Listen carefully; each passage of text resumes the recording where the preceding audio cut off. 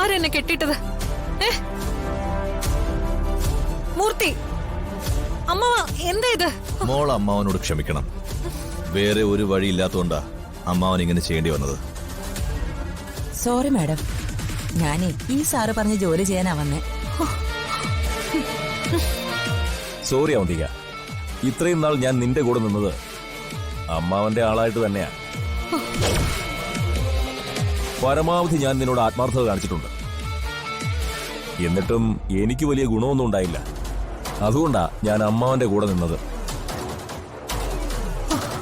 അമ്മാവ, നിങ്ങളെല്ലാരും കൂടി എന്നെ ചതിക്കായിരുന്നല്ലേ?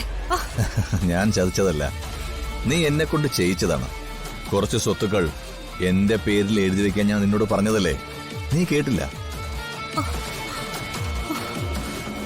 ഞാൻ നിന്റെ കൂടെ കൂടിയതേ നിന്റെ ഈ സ്വത്തുക്കൾ കണ്ടുകൊണ്ട് തന്നെയാ.